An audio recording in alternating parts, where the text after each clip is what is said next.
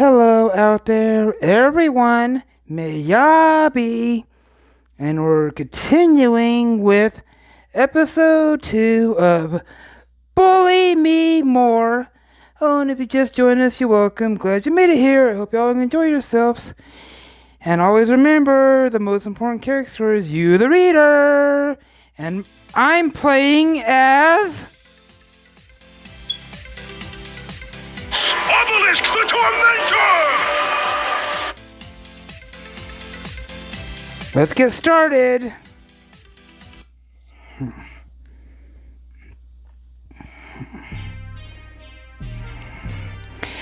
I stand frozen, half expecting Mitsuki to break into a snare.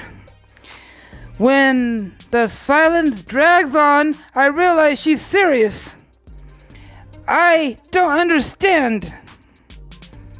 What's not to get? I want you to bully me.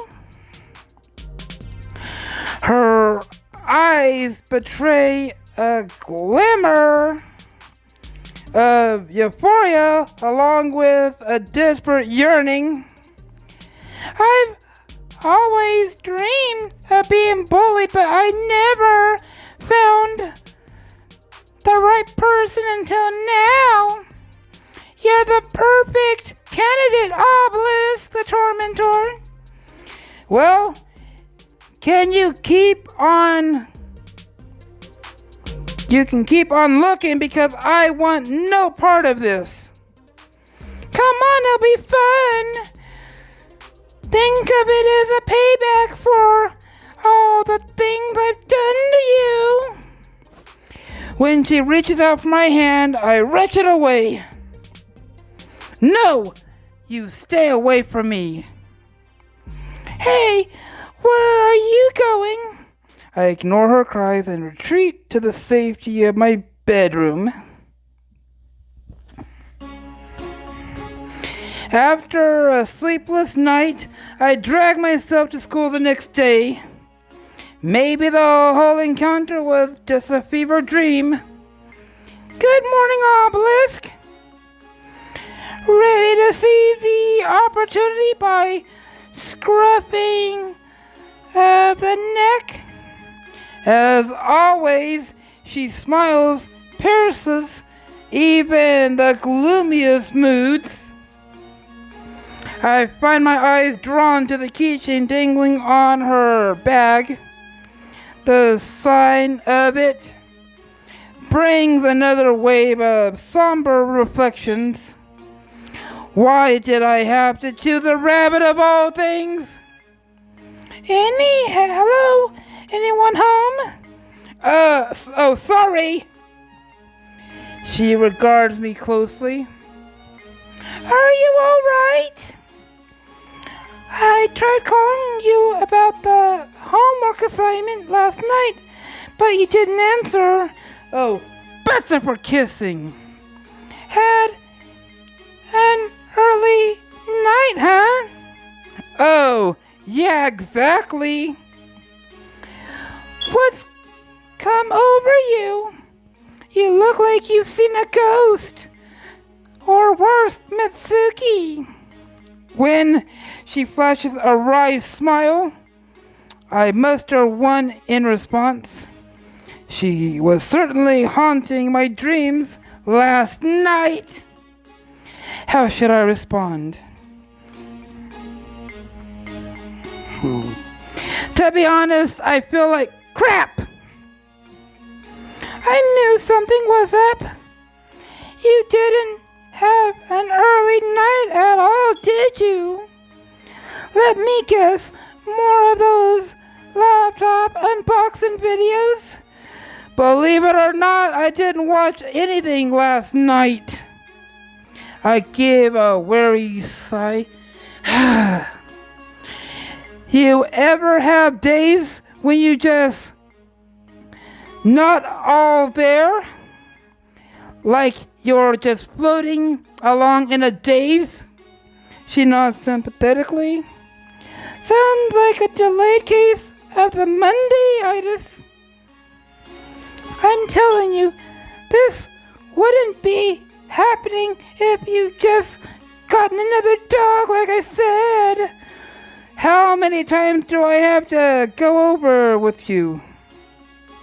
I'm not getting another dog. All right, suit yourself. For the record, I've forgiven you for what happened last time, though. I went at the remember before rushing to change the subject. We'd better be going anyway. Don't want to be late for class. When she nods in assent, we stride off together. Good morning, everyone. I trust you're all eager to share the written assignment I gave you yesterday. Cannon, would you care to recite the report on your parent and what they do? Of course, Sensei. She clears the throat, raising her to her feet. My father works in a logical middle school as a computer teacher.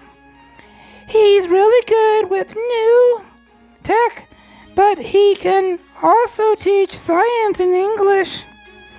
Just as I'm starting to nod off, a ball of paper strikes my head. When I turn around, Mitsuki has given me a plaintive look. Pointing to the ball, she gestures for me to unravel it. Doing so reveals a hasty, not scribbled on paper. Consider my offer. Don't disappoint me. A quick glance back reveals her watching me eagerly. So last night wasn't a dream after all. I pick up a pen and with a trembling hand I go over to respond. What should I write?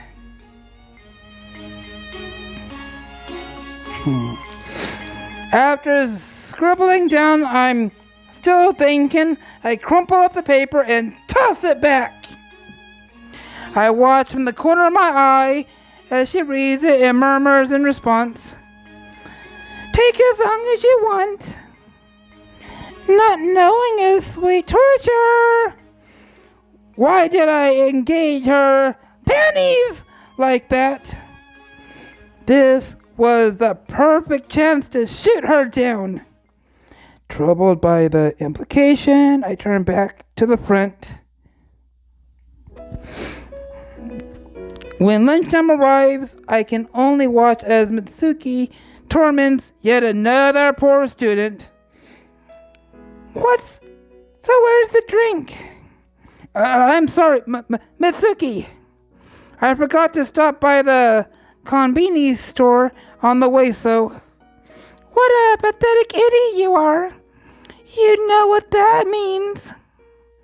Give me your wallet now. No, please. Looking away in disgust, I turn my attention to Kanon instead.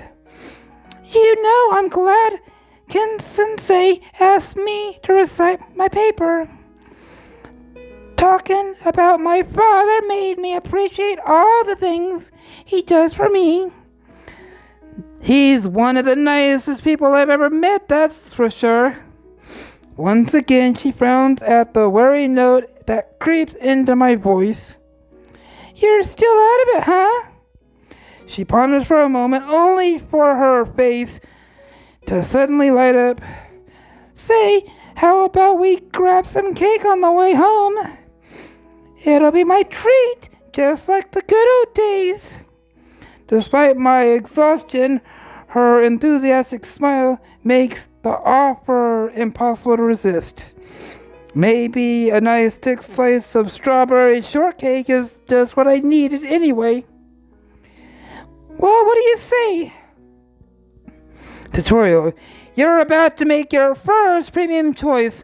Some choices cost rubies. These can let you access exclusive scenes and improve your relationship with your love interests.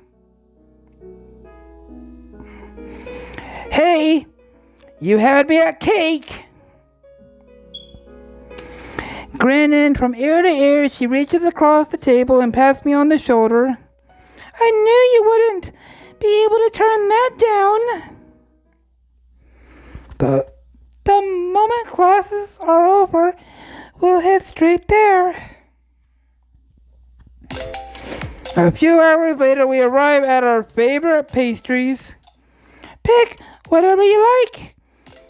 You won't be spending a single yenny after all. I scan the display case with a frown of concentration. They've changed the menu since we last came here.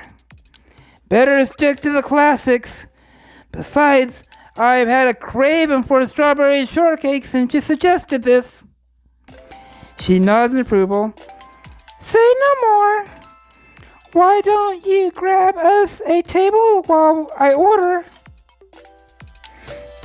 I flash her a grateful smile as she joins the queue before doing as she suggests. I'm lucky she's just as good at cheering me up as she is at detecting my foul moods. Before long, she approaches the table with 2 plates and a beaming smile. Here you are, Obelisk the Tormentor. Open mouth wide slice of strawberry delight with peppermint creaming. Looks even more appetizing than I remember. But how could I destroy such a work of art? Convention wisdom would suggest using a fork. I wouldn't blame you for using your hands, though. As she takes a seat, eyeing her own chocolate muffin greedily. We eat a few mouthfuls before she's looking over at me again. So, you gonna tell me what's bothering you to die? Who said anything was bothering me to die? She rolls her penny's eyes. You didn't just get up on the wrong side of the bed this morning. I know there's something on your mind, Obelisk the Tormentor, and I want to know what it is. I take another mouthful of cake, buying myself some time. She knows me well enough to make treads carefully here. Oh, you know, just guy stuff. I see. She eyes me skeptically. Well, I'm no help there. Whatever it is, I hope the cake offer some constellation. I nod furtively, eagerly moving to the discussion along. It really does, Kenon. Thanks again for suggesting we do this. Hey, that's what best friends are for, isn't it? Encouraging us to eat too much sugar. She chuckles.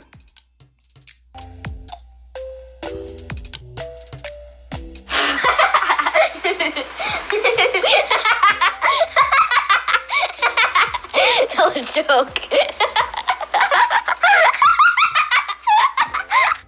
Rolling her eyes. No, looking out for each other. Anyways, you just eat up.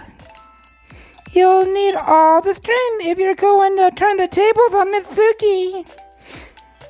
A piece of cake lunged in my throat, sending me into a choking fit.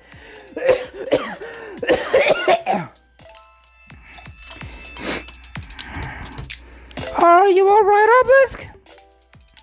I nod vehemently as I reach for the glass of water.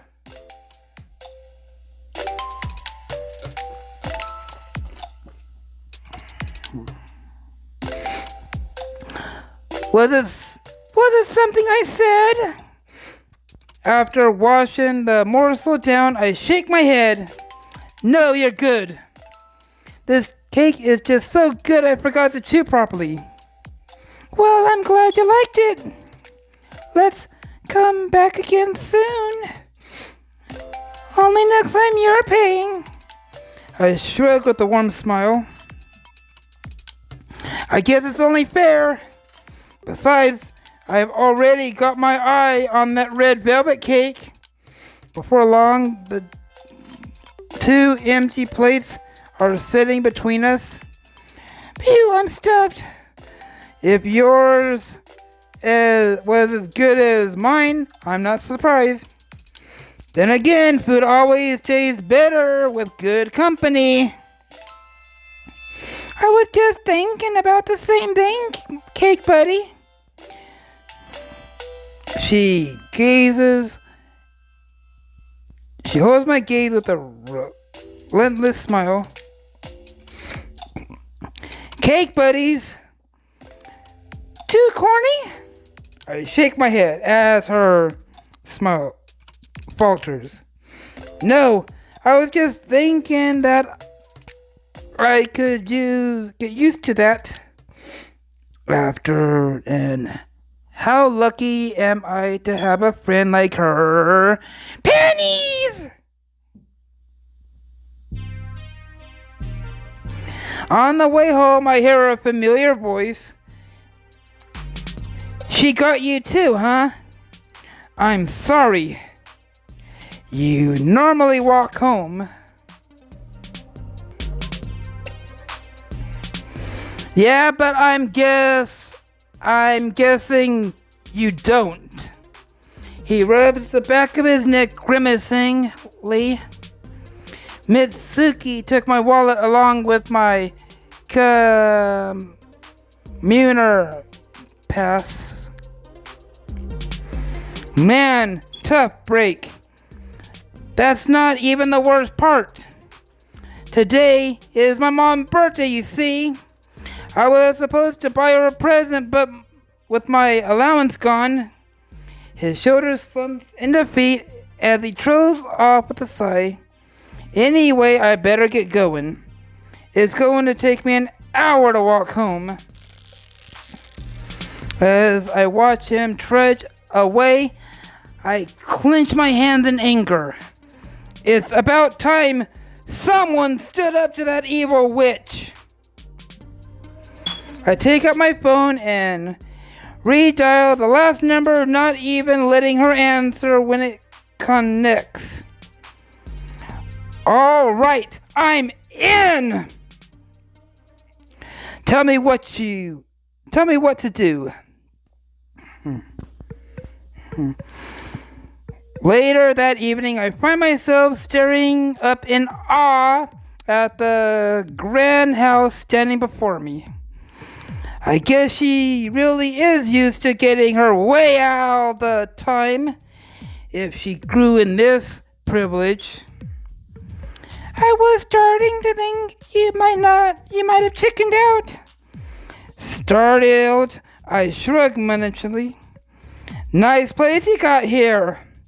Enough small talk. She saunters inside, leaving the door open for me to follow into the lion's den. Despite the luxurious decor, I can't help feeling uneasy. Mind you don't slip on the bloodstains here. Huh? She smirks and I start back in surprise. Relax, Obelisk. I'm only messing with you. Your timing could have been better, actually. We'll have to enter the entire house ourselves. As we continue upstairs, my leg trembles with each step.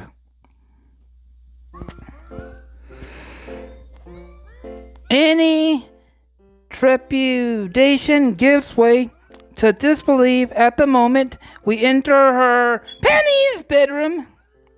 I'm not sure what I expected, but it sure wasn't all laces and teddy bears. I know what you're thinking. This is so girly. I didn't say anything. Your expression said it all. For the record, I wanted a sacrificial altar, but my parents refused. When she flashes a wry smile, I'm more bewildered than ever. She cracks jokes now. Besides, I'm not the one doing the bullying this time. We're reversing roles. Hearing her say it out loud, I'm starting to get cold feet. Just how sleep deprived must I be to agree to this madness? Was it a desperate desire to know how it feels to have the upper hand? Well, what are you waiting for? Bully me! You mean right now? I thought you meant around the school, just like you. And risk losing the iron grip I have on others at that place? She shakes her panties head with a snort. Whatever we do here won't leave this room. Is that understood? Don't worry, your discreet will be ample reward. You'll pay me to bully you?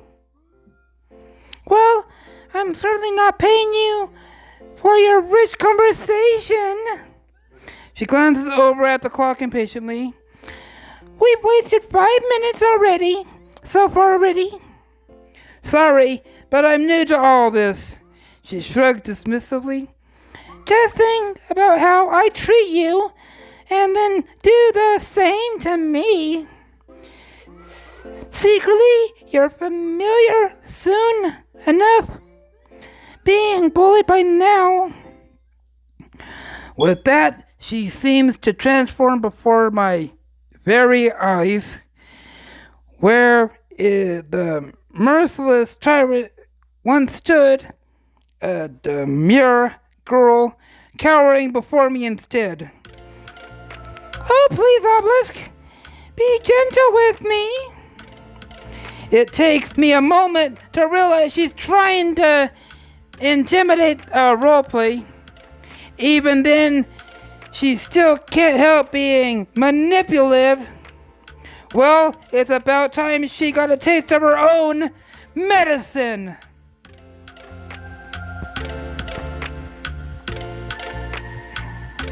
I'm thirsty.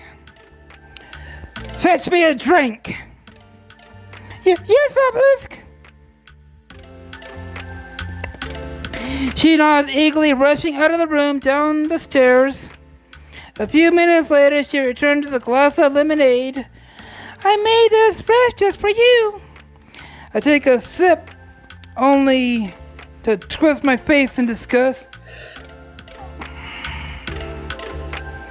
You call this lemonade? More like toilet water. Get me a soda instead.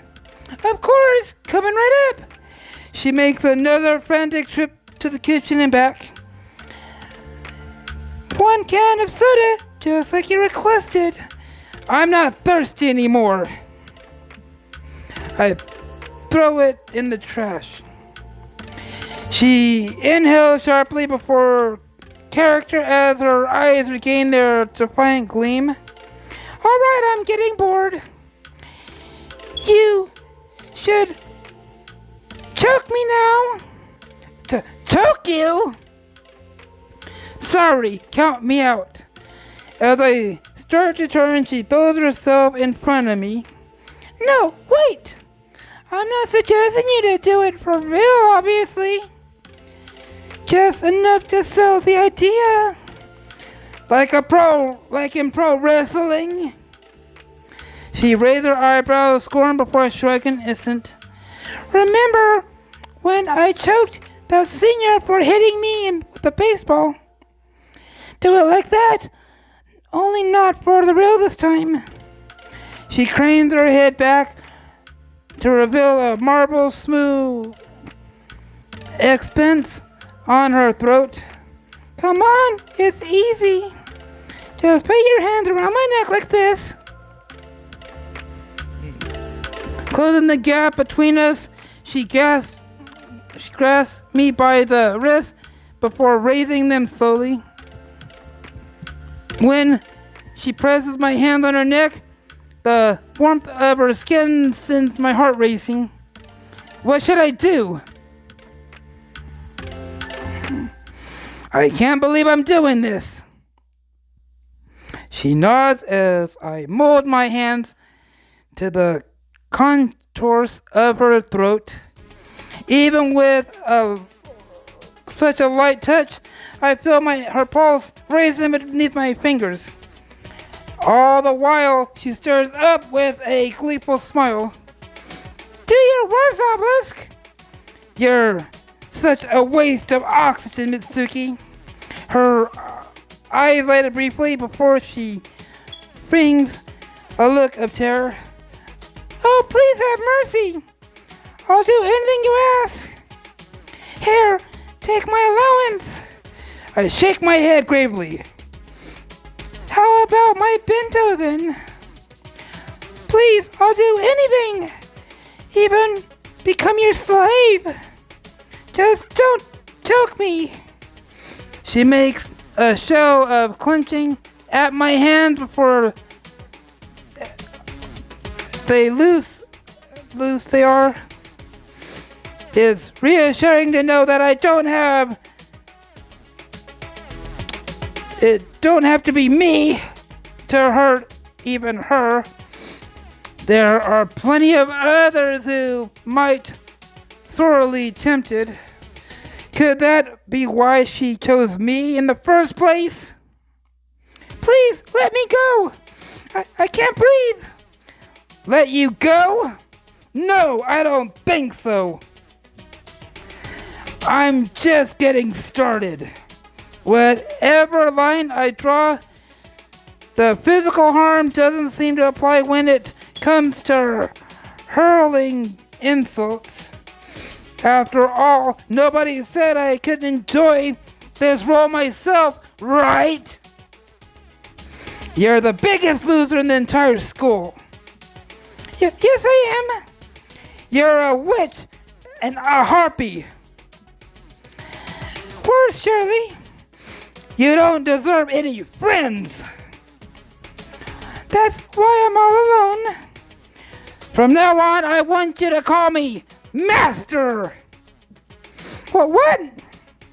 Say it or I'll squeeze you so hard your head will pop off. Oh, all right, Master. Just don't hurt me. You're choking me, the life out of me. When her arms fall limp by her sides, my blood turns cold. Afraid I might have choked her for real, I quickly let go.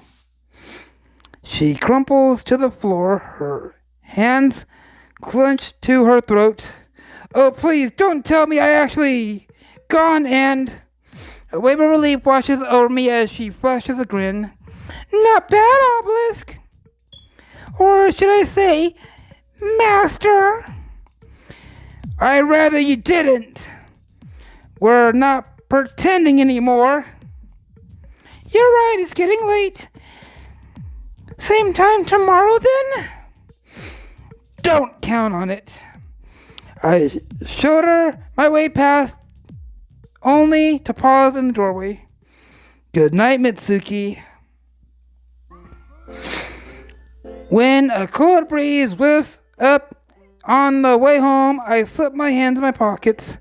To my surprise, I find 10,000 yen noted nestled inside one of them. Mitsuki must have slipped it into my pocket without me realizing it. She promised to make it worth my while, but I certainly didn't expect this much. Kanan was right after all. This There is a lot more to her. Pennies than meets the eye. Beneath the sadistic mask she wears in public beats the heart of a... What's the opposite again? Oh, yeah. A masochist.